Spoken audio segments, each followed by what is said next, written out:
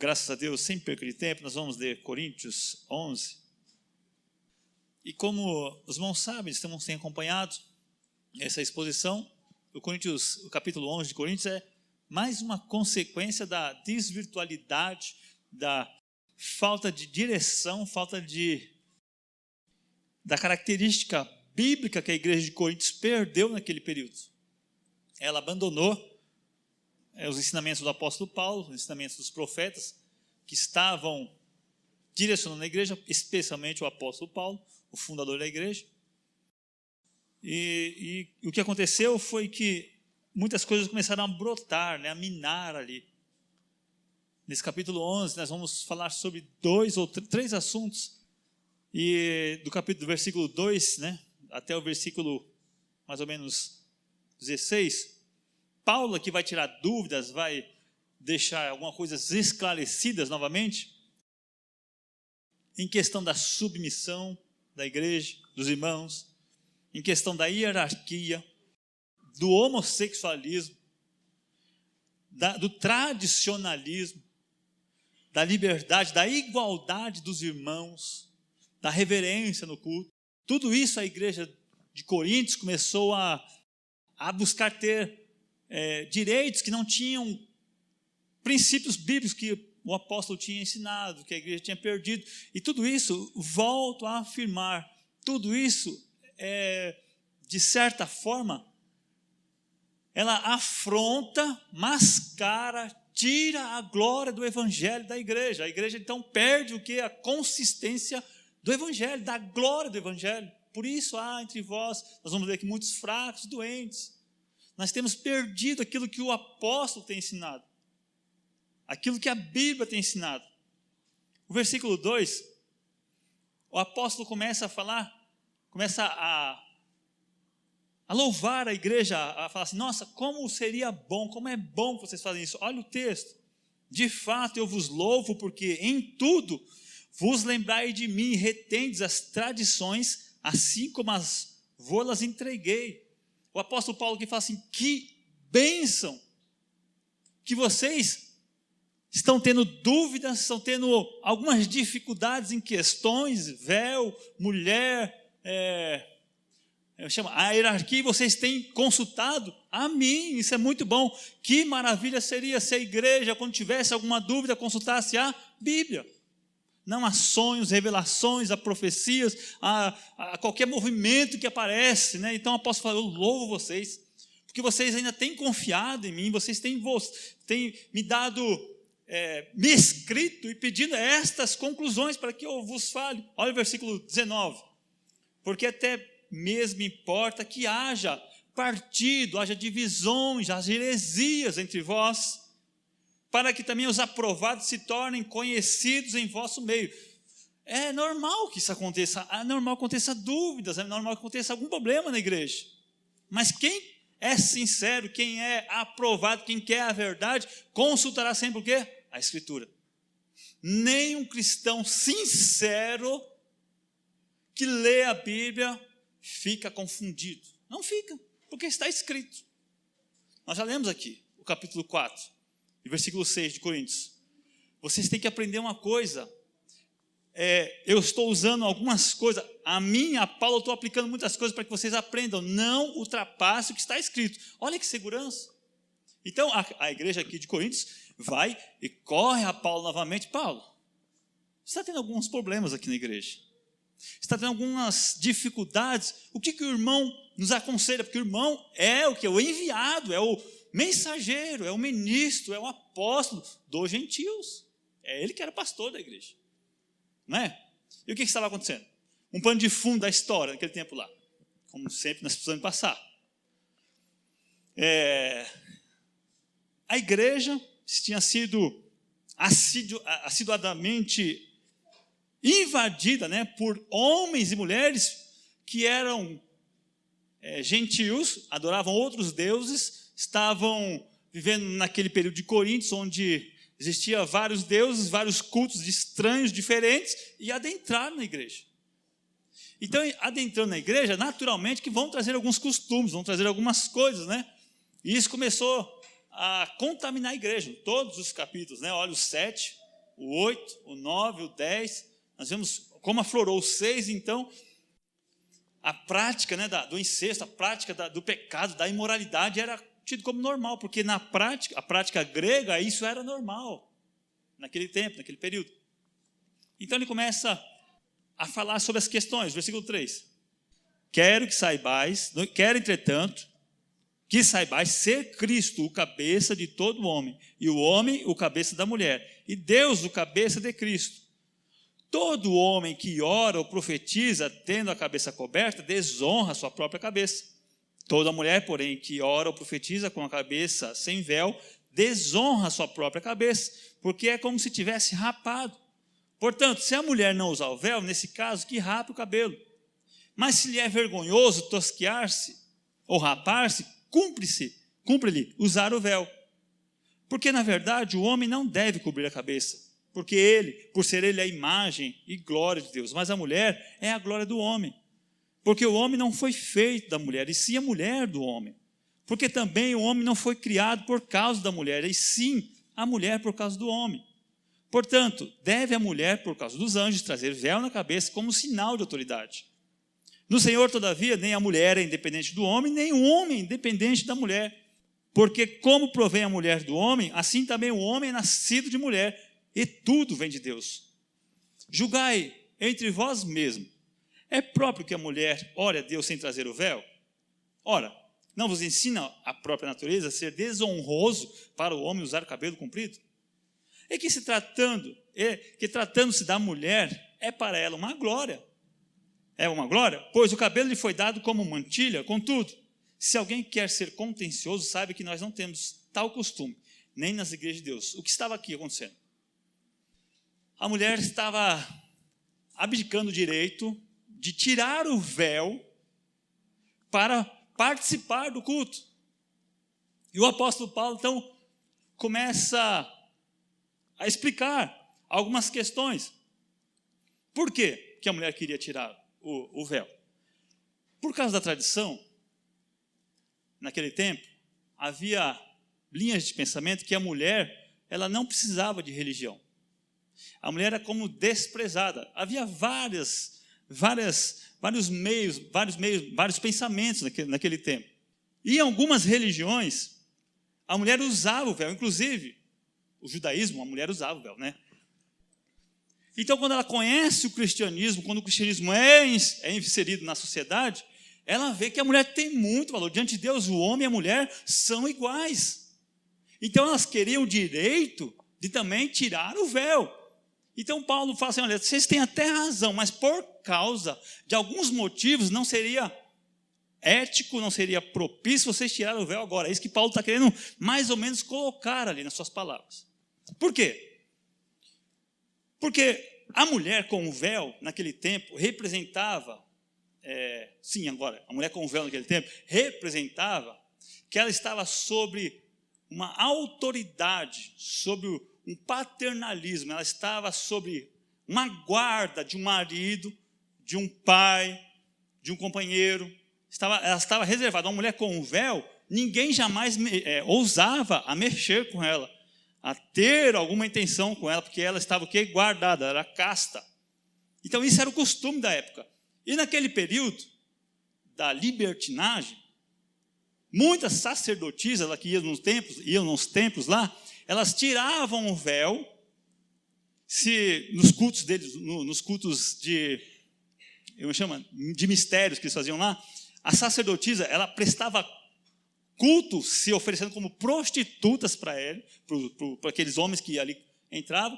Então, e ela, para ofender a sociedade, ela tirava o véu, ela mostrava, eu sou liberta, eu não tenho, como se fosse, eu não estou sob escravidão de nada, eu sou uma mulher que estou liberta. Ou seja, o que acontecia naquele tempo, para ser mais direto? Porque eu estou colocando algumas teses que a gente ouve por aí, né?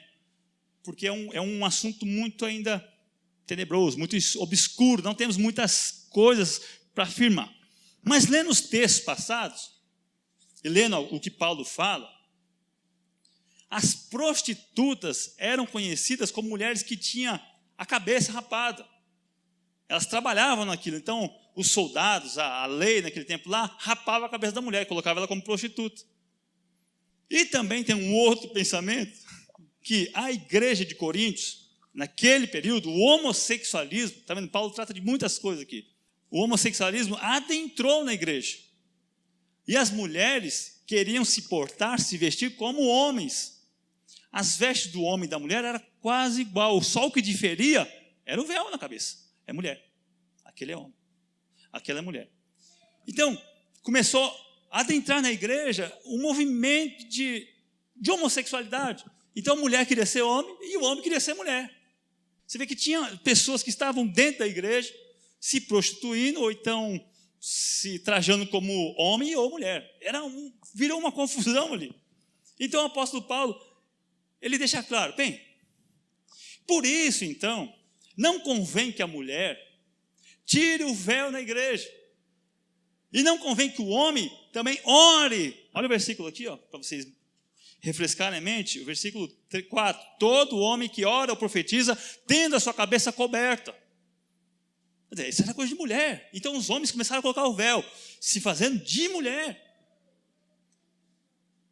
Então virou verdadeiramente uma igreja que estava totalmente sem direção, sem, nenhum pudor. E a tradição daquele tempo, para preservar as mulheres e para honrar os homens, era assim que era decidido, era uma tradição. Esse movimento de tirar o véu também, ele foi um movimento de libertação. Existiam muitas tradições, muitas ordens, muitas regras, que talvez a igreja de Coríntios leu. Falei duas coisas, né? Falei sobre a sacerdotisa, que era prostituta, falei da igreja que estava cheia de homossexual, e também falei daqueles homens que eles tinham um certo direito. Vamos lá para Efésios capítulo 3. Efésios capítulo 3, 10. Porque já que a mulher era tratada... Por exemplo, no culto judeu, lá no judaísmo, a mulher tinha um pátio separado só para a mulher. E elas ficavam lá com um véu na cabeça. Elas não tinham acesso ao lugar santo, ao culto junto com os homens. Era totalmente separado. As mulheres não entravam. E o cristianismo veio e acabou com essas ordenanças. E talvez esses homens falem, espera aí, já que acabou isso, então a mulher tem o direito de tirar o véu, de pregar na igreja, de ser pastora. Então, por causa disso, olha só como é que foi difícil a luta dele. 2,14. Porque ele é a nossa paz, o qual ambos fez um, e tendo derribado a parede da separação, que estava no meio, a inimizade, aboliu na sua carne a lei dos mandamentos, de forma de ordenanças, para que os dois criassem em si mesmo um novo homem. Ou seja, ele falou assim que, então Jesus aboliu esse mandamento que a mulher deve usar o véu. Que a mulher deve se portar desse jeito na igreja. Então há um grito de libertação, de direitos iguais. Então o apóstolo Paulo entende isso também. E ele então começa a falar assim, bem, vocês estão certos, porque homem e mulher, diante de Deus, são iguais. Vocês têm os mesmos direitos. Olha o versículo 11, de Coríntios 11. No Senhor, todavia, nem a mulher é independente do homem, nem o homem é independente da mulher. Quer dizer, ninguém é melhor que ninguém. Todos nós temos os mesmos direitos, a mesma comunhão com Deus, o mesmo acesso. Aí fala, porque a mulher é nascida do homem, mas o homem também é nascido da mulher. Ou seja, tudo vem de Deus. Parecia, então, que elas tinham algum direito, né, de tirar o véu. Mas o que acontece é que muitas vezes o que é lícito não convém. Aí ele fala, bem, vamos aqui entender uma coisa. Por regra, como é a vontade de Deus para nós? No primeiro versículo, no versículo 3, ele fala, saibais que Cristo é o cabeça do homem, o homem cabeça da mulher, e Deus o cabeça de Cristo. Por motivo de hierarquia, motivo de regra estabelecida por Deus, é assim que nós vamos, então, viver. Por exemplo, quando a mulher tira o seu véu, quando ela tira naquele período, essa coisa que fazia ela ser uma pessoa que estava sob autoridade, ela quer se pôr, muitas vezes, na mesma autoridade do homem. No mesmo direito do homem, de mandar no homem, de mandar na igreja, o capítulo 14, que a gente vai estudar depois, vai falar mais sobre isso. Não permite que a mulher ensine na igreja, que fale na igreja. Havia direitos, mas Paulo então começa assim, hierarquicamente, existe uma regra, e não confunda quando fala assim que Deus é o cabeça de Cristo, como se Cristo fosse menor que Deus. E não confunda também que a mulher, que o homem é a cabeça da mulher, como se a mulher fosse menor que o homem. Não, é por uma autoridade divina que nós obedecemos isso. A nossa confissão de fé sobre a Trindade deixa bem claro aqui, para nós entendermos uma coisa. Cristo não é menor que Deus. E nem a mulher é menor que o homem. Mas Cristo se submeteu à vontade do Pai para executar os planos do Pai. Ele se esvaziou. E a mulher também, ela se esvazia, os seus direitos, para submeter à vontade do homem, para agradar quem? A Deus. Como nós agradamos a Cristo e como Cristo agradou a Deus. No capítulo 2, no capítulo 2 aqui da Confissão de Fé, artigo 2º, parágrafo 3, fala a Trindade. Em seu divino e infinito há 3 subsistências. A Trindade, o Pai, a Palavra ou o Filho e o Espírito Santo. De uma só substância, poder e eternidade, possuindo completa essência divina, e assim a essência indivisível. O Pai de ninguém é gerado nem procede, o Filho é eternamente gerado do Pai. Ou seja, ele está, a nossa confissão de fé, depois você pode ler com mais calma, você tem, ela deixa bem claro que não está falando que um tem menos direito que o outro, um tem menos poder que o outro. É que foi assim que se estabeleceu. E foi assim que se estabeleceu naquele período que a igreja fosse mantida, a ordem da igreja fosse mantida. Aí Paulo fala, bem, se a mulher não quer pôr o véu, então raspa a cabeça. Se a mulher não quer ser submissa a Deus, então não perca tempo. Agora, se ela quer ser submissa a Deus, então ponha o véu. O que quer dizer isso? O que hoje nós podemos entender com o que o véu naquele período representava? Para resguardar a Cíntia, para resguardar a Solange, para resguardar a Andréia, elas usavam o véu para que a sociedade visse que elas eram pessoas distintas, pessoas que estavam sob a autoridade do homem e de Deus, e de Cristo. Era conservado, era para que ninguém na rua visse ela como uma pessoa que é da vida, é uma pessoa que não tem pudor, uma pessoa que é liberal. E o que o véu representa hoje? A vestimenta nossa hoje. Representa o quê? Uma maneira de se trajar na igreja. Como que a mulher tem que se tratar na igreja hoje? Decentemente. Né? O véu caracterizava quem era mulher e quem era homem. Por exemplo, hoje nós temos roupa de mulher e de homem que qualquer um pode usar. Quer dizer, não tem mais diferença, né? O apelo do mundo hoje é roupa unissex. Pode comprar para homem e para mulher, é a mesma coisa. Então, o que Paulo está falando? Assim, o homem deve se pôr como homem, se vestir como homem, se falar como homem, andar como homem, para não perder a sua masculinidade. E a mulher deve ser o quê? Feminina. As suas roupas devem ser de mulher, deve ser de pudor, deve ser uma roupa que mostre para a sociedade que você é reservada a uma pessoa que está sob a autoridade de Deus e do seu marido. Era isso que representava naquele período. Eles queriam liberdade, não só porque a Escritura colocou em pé de igualdade, quebrou as barreiras, né, da mentira, mas também elas queriam a liberdade excessiva para ter autoridade. Você vê hoje que bagunça que é? A igreja hoje não recorre ao apóstolo Paulo. Por que as mulheres são pastoras hoje? Sabe qual é a desculpa? É que não tem homem. Os homens não querem fazer, na verdade, que os homens que elas falam que não querem fazer, não estão na igreja de Cristo Jesus. Porque se estivessem na igreja de Cristo, os homens iriam fazer. Então, quer dizer, vira um grande balaio de gato, né? Eu não estou sob a autoridade de Deus mesmo, então eu posso fazer o que eu quiser. Então essa é a diferença. Se nós consultarmos a palavra, nós não seremos enganados. Então o apóstolo Paulo começa a deixar as coisas claras. Toda mulher que ora e profetiza, quer dizer, a mulher tem o quê? A mulher tem valor na igreja. Você tem um ministério na igreja, você pode orar aqui. Você pode estar aqui contribuindo, profetizar é pregar o evangelho, falar o evangelho, testemunhar o evangelho. Você não tem o direito de dirigir a igreja, de doutrinar a igreja.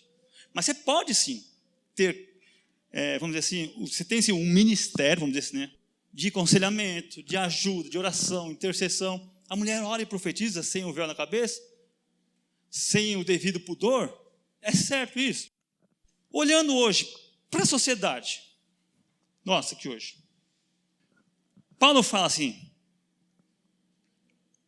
julgai vocês mesmos, versículo 13, é próprio da mulher ela orar a Deus sem trazer o véu? Julgai vocês mesmos. Seria razoável vocês orarem, mostrarem, quererem mostrar para o mundo que vocês são cristãs sem o véu? Desse jeito vocês estão vivendo? Parecendo prostitutas lá fora? Parecendo mulheres sem pudor lá fora? Ele está falando para aquele tempo lá. Mas nós podemos aplicar hoje. Olha esse pessoal aí. Olha o tipo de pregação. Você falou da internet? Se por acaso você clicar na internet, você vê tantos escândalos de mulheres que são pastoras, que são, missionárias, que se dizem, né? Se parece mais com o mundo, estão mais adaptadas ao mundo. Julgai nós, é certo nós queremos falar que nós somos cristãos, vivendo dessa maneira? Aí o apóstolo Paulo apela aqui para que realmente nos deixa preocupados. Naquele período, usavam barba comprida. O cabelo comprido naquele tempo era o narizeu, né? Era o voto narizeu. Ele deixava o cabelo crescer até que o voto fosse pago. Você pode ler depois em Números, eu acho que é o capítulo 6. Você vai ver o que era o voto nazireu. Então havia um voto, ele não podia comer carne, ele não podia ir em festa, ele não podia beber vinho. Era um voto que ele tinha, então o cabelo crescia. Então a pessoa sabia que aquele cara ali era o voto nazireu. Versículo 14. Não vos ensina a própria natureza ser Deus honroso para o homem ter o cabelo comprido? Hoje aqui é natural o homem ter cabelo crescido? Sem hipocrisia. Quando você vê uma pessoa andando de cabelo crescido, descosta. Você fala que é mulher ou fala que é homem? Mulher. Não é natural? Não é natural isso? E às vezes confunde mesmo, viu? Porque a pessoa se porta como uma mulher. Então o apóstolo Paulo está apelando, não façam isso, não é natural isso. Você está dando vazão para a homossexualidade. Tudo isso estava acontecendo na igreja. Então foi uma luta nesses 14 capítulos que Paulo tenta responder tantas coisas, tantos problemas, tantos questionamentos que envolvem a trindade, que envolvem o homossexualismo, que envolvem um certo direito das mulheres quererem reivindicar o véu. Mas quando você reivindica um direito seu, às vezes vai atrapalhar você mesmo. Talvez você reivindique alguma coisa com o seu marido lá, que é direito seu. E não é o momento de você pedir essas coisas. E não é o momento. Hoje, na nossa cultura, mulher não usa véu hoje? Não. Não é cultura brasileira. Mas o que ela usa hoje? Um cabelo crescido, um cabelo comprido, uma roupa feminina, você sabe que é mulher. Enfim, tratando-se de mulher, ela deve se vestir com pudor, com decência, com feminilidade. A mulher não pode perder a sua feminilidade. Ela completa a masculinidade do homem. Nós não somos diferentes um do outro, sabe? Nós estamos falando que no céu isso acaba, meus irmãos. Lá no céu você não está mais sob a autoridade do seu marido. E nem sob a obrigação de ser o cabeça da mulher. Lá acaba isso. Nós seremos todos iguais, mas só no céu. Mas enquanto estamos aqui, é necessário que isso. Agora, uma coisa que choca muito aqui, esse problema que estava acontecendo na igreja, estava trazendo muitas controvérsias. E graças a Deus os irmãos apelaram a Paulo, né? Disse, Paulo, explica para nós o que é certo. Como é que eu devo agir? Como é que a mulher tem que se postar? E por quê? Aí o apóstolo Paulo revela uma coisa aqui que realmente nos deixará chocados nessa noite. Talvez você não saiba disso. Versículo 10. Portanto, deve a mulher, por causa dos anjos, trazer o véu na cabeça. Agora sim, vamos lá para Efésios 3. 10. Para que pela igreja a multiforme sabedoria de Deus se torne conhecida agora, ponto, vírgula, dos principados e potestades nos lugares celestiais. Ou seja, quando a igreja se reúne para pregar o evangelho, para falar do evangelho, para mostrar a glória do evangelho, os anjos aprendem e assistem. Os anjos verão então o quê? A ordem que Deus deu ao filho, o filho deu ao homem, o homem deu à mulher. E a igreja, como a multiforme sabedoria, a demonstração desta reunião dos santos, os anjos são assistidos, os anjos aprendem conosco. Capítulo 2 de Coríntios, versículo 7. Alguém conhece? Alguém leu? Mas falamos de sabedoria de Deus em mistério, outrora oculta. Estava oculta. Sabedoria. O que é a sabedoria de Deus? O Evangelho. O que estava oculto? A igreja. A igreja, através de Jesus Cristo, foi revelado ao mundo, aos principados, à potestade. Os anjos não sabiam, não conheciam o Evangelho. Deus preordenou para que nós, através de nós, o Evangelho fosse pregado. E os anjos assistem. Quando João teve a revelação dos céus, ele se prostrou diante do anjo para adorar o anjo. Levanta, eu sou teu conservo, é eu que tenho que estar aprendendo com você. Que coisa maravilhosa. Está vendo a falta de reverência? O apóstolo Paulo aplica tudo isso no 11. A falta de reverência faz com que os anjos sejam, com que esse culto que vocês estavam apresentando aqui, os anjos rejeitem. Isso não é um culto. Isso não está escrito. Isso não foi ordenado. Como Deus nos ama, como Deus revelou todas as coisas a nós. Como proceder, como andar, como falar, como mostrar as potestades. Deus, Jesus Cristo na sua morte, Ele religou tudo no céu e na terra. Tudo estava desconectado. Na sua morte Ele religou, Ele reatou. Ele fez as coisas agora terem uma conexão, uma paz. E os anjos assistem-nos. Agora, como é que nós podemos dar o luxo, o pudor de se reunir na igreja de Coríntios, querendo tirar o véu, porque eu tenho direito, agora eu sou mulher, mas é que o direito hierárquico não foi tirado. Deus é o cabeça de Cristo, Cristo do homem e o homem da mulher. Sempre foi assim. A mulher não consegue fazer aquilo que o homem faz, não consegue. Consegue? Teve uma polêmica muito grande aí, né? Foram fazer um teste para entrar no bombeiro, não sei, uma coisa assim. E tinha um teste que o homem tinha que pegar um saco de 50 quilos e andar. E a mulher não conseguiu fazer isso. Não vai conseguir mesmo. Ela não é preparada para isso. Ela tem muitas qualidades, mas não para isso. Talvez as mulheres poderiam pregar muito melhor que o Silas aqui fale, né? Que o William, que o pastor, qualquer um outro. Mas a Bíblia não permite, a Bíblia não deixa claro que isso pode ser feito. Ao contrário, não permite. E o capítulo 14 fala assim, se alguém ousa ser espiritual, obedeça. Isso é mandamento. Se alguém pensa que é crente, se alguém pensa que nasceu de novo, obedeça. É mandamento do Senhor. E a gente...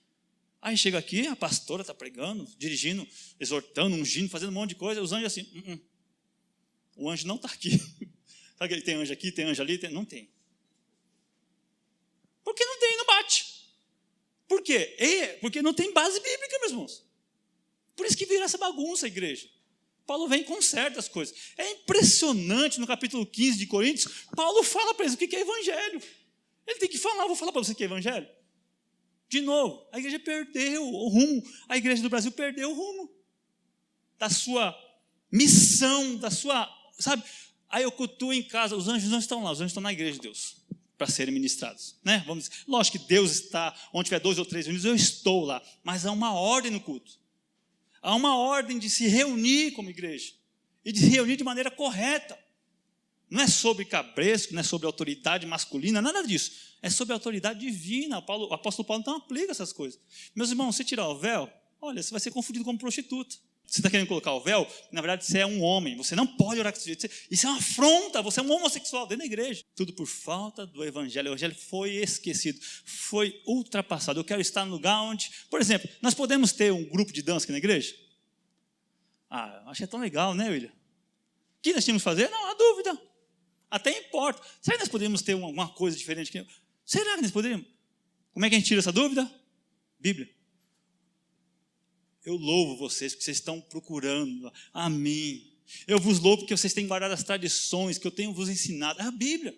É a Bíblia que tira a sua dúvida. Não tem problema. Para quem for sincero, eu quero agradar a meu Deus. O que Ele quer que eu faça? Onde está escrito? É assim que deve ser a igreja. Vocês entenderam o problema do véu? Por causa das mulheres que naquele tempo eram prostitutas, tiravam o véu e andavam aí na rua. Vocês vão ser confundidos com elas. Toma cuidado. Não, agora nós temos a liberdade porque o evangelho mostrou que nós somos iguais. Sim, nós somos, mas tem uma hierarquia. Então, para que você honre seu marido naquele período, era assim que vestiam-se o véu. Então, continue assim, essa tradição.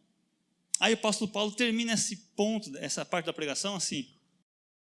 Contudo, se alguém quer ser contencioso, quer debater, se alguém quer reclamar, se alguém quer perder tempo com isso, olha, nós não temos esses costumes na casa de Deus. Nós obedecemos aquilo que nós recebemos de Deus. É assim que Deus quer, é assim que vai ficar. Acabou. Não tem que debater, não tem que fazer simpósio, fazer isso. Não, é assim que está escrito. Versículo 17, então, agora ele vai entrar em outro assunto. Eu vos louvo porque vocês me procuraram para tirar essa dúvida do véu, da hierarquia, da igualdade. Amém. É assim, tá, irmãos? Vocês são todos iguais. Mas nesse período aqui, também existia uma reunião que eles faziam. Nisto, porém, versículo 17, que vos escrevo, não vos louvo, porquanto vos ajuntais não para melhor, e sim para pior. Porque, antes de tudo, estou informado haver divisões entre vós, quando vos reunis na igreja. Eu, em parte, o creio. Pula para o 20 lá. Quando, pois, vos reunis no mesmo lugar, não é para ser e comeis. Ao comerdes, cada um toma antecipadamente a sua própria ceia, já também quem se embriague. Não tendes, porventura, casas onde comer e beber? Ou menosprezais a igreja de Deus e envergonhais os que nada têm? Que vos direi? Louvar-vos-ei nisto? Certamente, não vos louvo. Havia naquele período uma tradição, olha, tradição, muito bonita, que toda semana, todo domingo, todo um dia na semana, eles se reuniam para a ceia. Era o culto da comunhão, culto do amor ágape, né? As pessoas se reuniam ali. E muitas vezes, a situação naquele período tinha muitas fomes, né? Muitas pessoas naquele período se reuniam no domingo para saborear uma comida diferente. Por exemplo, tinha gente que não tinha um alimento adequado durante a semana. E no domingo, na casa de Deus, onde há unidade, onde há o amor, onde todos são iguais, eles comiam, se banquetejavam, os ricos levavam muitas comidas, né? E começou então a ter o quê? Uma divisão. Eles começaram então a ter as suas reuniões. Por exemplo, aqui tem 4, 5 pessoas que são do meu nível econômico, social, eu vou me reunir com ele, vou comer com ele. Aí do outro lado tinha a classe B, a classe C, quer dizer, havia divisões, haviam pessoas sendo desprezadas. Vocês estão desprezando aqueles que nada têm. Vocês têm feito, na verdade, da casa de Deus um clube, algo, uma competição. Nossa, mas que coisa parecida com os nossos dias de hoje, né? Misericórdia. Então, havia uma certa divisão. Por exemplo, nós vamos ter um bolo aqui no final do culto, né? Para todo mundo comer aqui. Tem divisão. É uma alegria ter os irmãos em comunhão naquele período, né? Então, começou a ter divisão, começou a ter um comportamento de pessoas que levavam comidas, bebidas ao ponto de se embriagar. Bebiam tanto vinho que caíam bêbados na porta da igreja, escandalizando a igreja, trazendo motivo de chacota para a igreja, e os irmãozinhos pobres sendo menosprezados, os menos favorecidos, né? Assim, tido como alguém que, esse irmão nunca traz nada, esse é um pobretão, esse não. Havia esse tipo de costume. Eu tive um período na igreja, eu participei disso, misericórdia, eu nunca participei, na verdade, assim, com eles, né? Tinha um seminário, fazíamos lá vários cultos, né? E no último dia tinha lá uma mesa especial só para os pastores. Aí você ia lá, peru, aquelas coisas caras, Coca-Cola. Aí os pobres tinham que pagar para comer. É a mesma coisa, isso é uma repetição das coisas. Então vocês estão menosprezando aqueles que não têm. Até mesmo nos eventos dos reformados isso acontece, viu, meu irmão? Não é só no meio dos pentecostais, não. Vamos falar a verdade. Então vocês estão se reunindo para comer, vocês estão comendo antecipadamente a sua ceia, porque ceia é um momento de comunhão, de ter prazer, sabe? De alegrar, que coisa gostosa. Ô, meu irmão, vamos se fartar aqui, não no sentido de glutonaria, mas olha que coisa gostosa. Aquela torta que a irmã Irani trouxe, que coisa deliciosa. Né? Aquela alegria, aquela comunhão, prazer. Vocês estão desprezando, vocês estão, sabe, agindo de maneira individualista. Ô, meus irmãos, vocês estão menosprezando, vocês estão pensando que a igreja de Deus é o quê? Imagine os anjos assistindo isso. Imagine Deus vendo isso.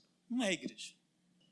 Então, certamente, nisso não vos louvo. Esse culto de comunhão nós deveríamos fazer, sabe? Fazer. O Paulo Júnior faz mais ou menos desse aí lá em Franca, muito legal. Mas muito aprovado mesmo, sabe? Pelo menos ele come com todo mundo, né? Ele come lá todo mundo, junto. Muito legal. É assim que tem que ser. Não há divisão, não há ninguém bom aqui, não. O pastor não está superior a ninguém, não, irmão. Eu vou morrer também, eu passo dificuldade, eu passo fome. Tudo igual aqui. Sabe?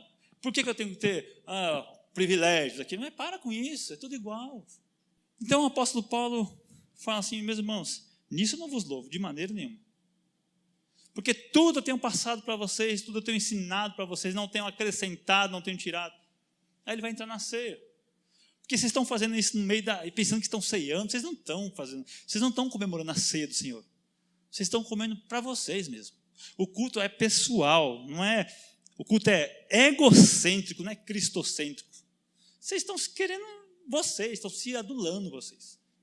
Então, vocês não estão se preocupando com o afligido, o que está em dificuldade. Vocês querem saber que vocês estão bem. Versículo 23. Aí depois a gente vai fazer a ceia já. Aí ele fala, porque o que eu recebi do Senhor, e o que também vos entreguei, que o Senhor Jesus, na noite que foi traído, tomou o pão e, tendo dado graça, partiu e disse, este é meu corpo que é dado por vós. Fazei isso em memória de mim. Por semelhante modo, depois de haver ceado, tomou também o cálice, dizendo, este cálice é a nova aliança do meu sangue. Fazei isso todas as vezes que beberdes em memória de mim. Porque todas as vezes que comerdes este pão e beberdes do cálice, anunciais a morte do Senhor até que Ele venha. Está vendo que Jesus está apelando aqui? Ele está pedindo para que nós, quando fizéssemos aquilo, comemorássemos, não um milagre que Ele fez, mas a sua morte, o que Ele tinha padecido, a sua ressurreição. Traga à sua mente o meu sofrimento, o que eu passei por vocês. Quando nós nos reunimos aqui, é para isso que nós estamos fazendo. É para trazer memória do sofrimento de Cristo, da sua morte, do seu sangue, pelo que o seu sangue trouxe a nossa nova aliança, esse novo pacto, essa liberdade agora em Cristo, esse evangelho poderoso, maravilhoso. Preste atenção, você é portador do evangelho que os anjos queriam ministrar.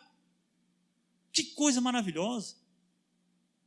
É os anjos, meu irmão. Imagine Miguel, imagine Gabriel, não poder falar do evangelho, não tinha essa autoridade, você tem, e você fica cheio de dores, eu estou preocupado comigo, eu quero, não, olha, e o que eu estou recebendo do Senhor, eu estou passando para vocês, que na noite que ele foi traído, Judas foi trair ele, naquela noite ele lavou os pés dos discípulos, ele se humilhou, ele falou, eu tenho que ser menor que vocês, e nós queremos ser maior um que o outro aqui, quer ser superior um ao outro, sabe, eu vos lavei. Então ele fala assim, bem, então vocês não estão participando da ceia, quando vocês estão se reunindo, vocês não estão trazendo memória a essas coisas, vocês estão vivendo de uma maneira louca. Alguma coisa que eu coloquei no Facebook, vocês estão igual o cachorro correndo atrás do carro, tá, aí o cachorro pega o carro, o que o cachorro vai fazer com o carro? Vocês estão assim, sem direção, sem nenhuma conexão com a vida. Então, o que eu recebi do Senhor, estou ensinando para que vocês tenham, sabe, um exato entendimento da glória do Evangelho, e vocês têm perdido isso, vocês têm deixado isso, vocês têm se inflamado pela sociologia, pela psicologia que o mundo quer colocar na igreja. O Evangelho está superior a isso, meu irmão. O Evangelho está acima, é na dimensão que você nem imagina, e você foi chamado para isso, para gozar dessa eternidade, conhecendo o Evangelho de Deus, vivendo esse Evangelho na eternidade. Aí quem que não pode participar, talvez ele vai começar aqui a falar agora, por isso, aquele que comer o pão, beber o cálice do Senhor indignamente, será réu do corpo e do sangue do Senhor. O que é comer indignamente? É pensar que você é digno. Quando você acha que você é digno, você não é digno. É por graça, é por misericórdia que nós estamos aqui. Quando você vê que as suas falhas não permitiriam, talvez, que você tivesse comunhão com esse Deus, então você vai se tornar uma pessoa humilde, uma pessoa que quer melhorar, que quer, sabe, andar no caminho verdadeiro, como o Ilha falou. Ninguém vai alcançar a perfeição, mas você sinceramente quer isso. Quem comer também indignamente, quer dizer o quê? Quem não tiver discernimento, que não discernir isso, quem não discernir que a morte dele foi para isso, é em memória dele. Quem não entendeu o que significa a morte de Jesus, o que ele fez na cruz, não pode também comer e beber. Isso é uma afronta, é uma coisa sem sentido para você. Por que você vai tocar nisso? Examine-se, pois, a si mesmo, e assim coma do pão e beba do cálice. Quer dizer, ele está falando, você está cheio de falha, meu irmão. Você está errando. Você está cheio de preconceito, de conceitos formulados. Examine você não está agradando a Deus. Você pode estar errando muitas coisas, você está querendo ter uma autoridade que não pode ter, você está querendo ter liberdade que você não pode ter. Examine, está errado? Então coma. Quer dizer, ele está falando, não está falando, examine e não coma. Ele falou, examine, você está errado. Seja humilde, peça perdão. E coma. Ele não está proibindo, coma. Você está vendo, você está refletindo, você caiu em si. Agora coma, participe. Deixe essas coisas, não faça mais isso. Não pense só em você, não venha para a igreja buscando aquele milagre tão sonhado, aquela coisa. Isso pode acontecer, mas aqui não é lugar disso. É lugar de a gente agradecer, de conhecer o Evangelho, para crescer. Isso é consequência, faz parte, faz. Mas você não está examinando, você não está entendendo, você não está discernindo o que é Evangelho. Pois quem come e bebe sem discernir o corpo, come e bebe juízo para si. Quem faz da igreja do Senhor uma casa, um circo, um hall de amigos, um clube, está comendo e bebendo juízo para si. Não tolera o irmão, não ama o irmão, não suporta o irmão. A palavra está dura, a palavra está doce, a palavra nunca está bom. Você não está tolerando. Está comendo e bebendo juízo para si. Vocês estão fazendo de Jesus algo que não tem valor, algo que não tem mérito. Aí ele vai falar, eis a razão entre vós, porque há entre vós muitos fracos, doentes, e não poucos que dormem. Vai trazer para você enfermidade no seu corpo, depressão, angústia, ansiedade, aquela bagunça, porque você não está discernindo, você não está entendendo o que é evangelho, você ainda não foi iluminado. Aí você vai ficar sofrendo. Muitos fracos, gente que não tem força, gente que não vou, não está discernindo, não está entendendo a glória do Evangelho, o poder maravilhoso que o Evangelho tem. E não é não entender, é fazendo pouco caso. Não entender é normal, até importa que haja dúvida, então vai procurar. Seja humilde, vai se encher do Espírito, e se encher do Espírito é conhecer toda a palavra de Deus, amar a palavra de Deus. Ou vida passageira. Quem diz que amanhã você vai estar vivo, meu irmão? Você pode morrer daqui a pouco. Perdeu a oportunidade de viver na eternidade, porque desprezou. Porque se nós julgássemos a nós mesmos, não seríamos julgados. Mas quando somos julgados, somos disciplinados pelo Senhor para não sermos condenados com o mundo. Faça o julgamento. Como eu sou réu, eu estou pecando, eu não sou bom. Você está fazendo julgamento. Quando nós somos então julgados pelo Senhor, o Senhor está falando, ô Diego, melhora, rapaz. Ô irmão Alex, tem que melhorar. Olha como eu te amei, olha o que eu fiz por você. Meu filho morreu.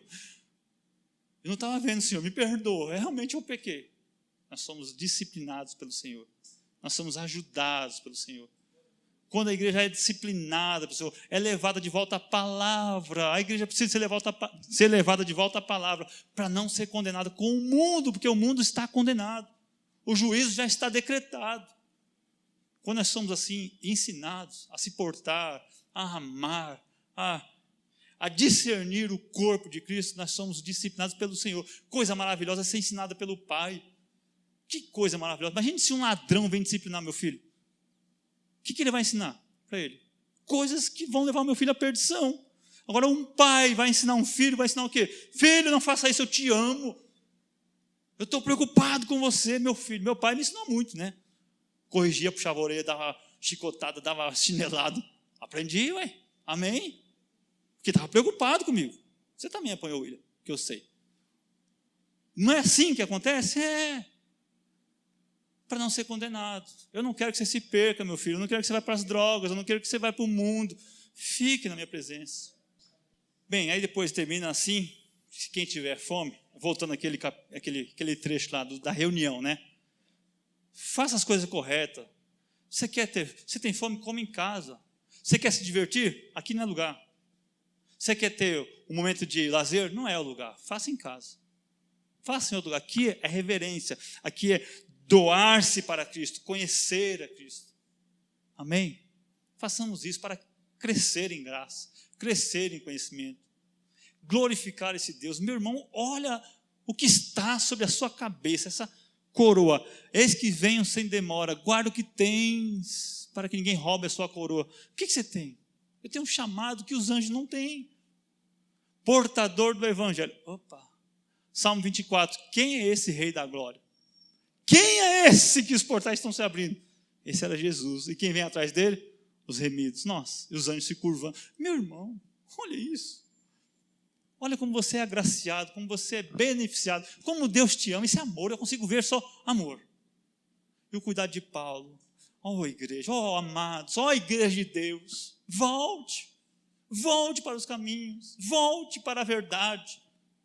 Não ande conforme o seu coração, meu irmão, coração enganoso. Toma cuidado, os homens então são perversos em enganar-nos. Vamos orar? Deus, obrigado, Senhor, mais uma vez, essa noite, Senhor, pela sua graça, pela tua palavra, Pai, para nos guiar nos caminhos eternos, Senhor. Pai, como nós somos fracos, dependentes, falhos, Senhor. Nós somos totalmente, Pai, levados a acreditar naquilo que nós ouvimos dos homens, mas nós não queremos ouvir o que o Senhor fala, o que Deus tem nos falado. Deus tem compaixão de nós, Senhor. Disciplina-nos, Senhor. Corrija-nos, Senhor. Nos faça entender a sua vontade, Senhor, que ela é perfeita, ela é agradável, ela é justa, Senhor. Não há nela dolo, não há nela engano, Senhor. Deus, conserva essa igreja, esses irmãos que estão, Senhor, a mim também, a minha família, Senhor, o seu nome, preserva-o, Senhor, como o Senhor falou a Ezequiel, Senhor, que o Senhor não permitiria que o seu nome fosse novamente profanado entre as nações, não permita que nós sejamos motivo de escândalo para a igreja de Deus, Senhor. Deus, ajuda-nos, Pai, a sermos, Pai, conforme a imagem, a semelhança do seu Filho, que te agradou em todas as coisas, que se submeteu a ti, Senhor. Deus, ajuda-nos, Pai, ajuda-nos, é só o que nós podemos pedir, Senhor, ajuda-nos, Pai, amém.